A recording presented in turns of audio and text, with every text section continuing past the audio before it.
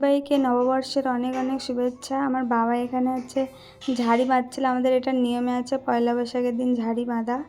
তারপরে মা এখানে রান্না বসিয়েছিল, এখানে ভাজছিল পটল। ওই দিন আমাদের অনেক কিছু রান্না হয়েছিল। আর এখানে যে 7 শাক ভাজা খেতে হয়, তো 7 রকম শাক এখানে মা কেটে বেছে সব ধুয়ে রেখেছিল। আর বোন এখানে মাকে সবজি কেটে দিচ্ছিল। আমি একটু ভিডিও বানিয়ে নিলাম ওই ফাঁকে। তো তারপরে মা উচ্ছে ভাজছিল এখানে।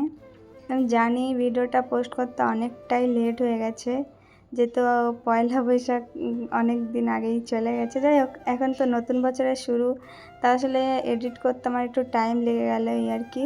তারপর এখানে উচ্ছে ভাজাটা করে মা উচ্ছে ভাজাটাও নামিয়ে নিচ্ছিল। তারপরে আলু ভাজা করে নিল। আলু ভাজাও হয়ে গেছে। দেখো, অল্প অল্প করে আমি দেখাচ্ছি, সব তো দেখানো পসিবল না। তারপরে এখানে হচ্ছিল মাছের ডিমের বড়া। এর মধ্যে অনেক কিছু দিয়েছে, একদিন অন্য একদিন রেসিপি তোমাদের দেখিয়ে দেব। তার মধ্যে ভাত হচ্ছে, তারপরে শাক ভাজাও হয়ে গেছে বড়া ভাজা করে। তারপর এখানে পাঁপড়ও ভেজে নিচ্ছিল। তারপর এই যে মাছের ঝালটা আমি ক্লিপ নিতে পারিনি। তারপরে আর দুজনে মিলে লেগেছি রান্না করতে। ওইদিকে আমি বানাচ্ছিলাম মাছের মাথা দিয়ে ডাল আর মা চাটনি। তারপরে এদিকে আমি চলে এসেছি মা ওদিকে গিয়ে।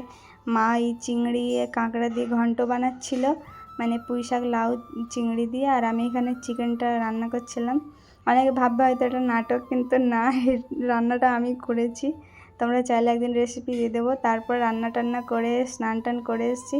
তারপর টোটাল এই যে আমাদের মাছের মাথা দিয়ে ডাল, তারপর পুঁই শাক চিংড়ি লাউ, তারপরে এই যে বড়া ভাজা স্যালাড, তারপরে ছিল এই যে উচ্ছে পটল ভাজা, শাক ভাজা, আলু ভাজা, মাংস, আর এদিকে ছিল মাছ, আর চাটনিটাও এই যে ছিল।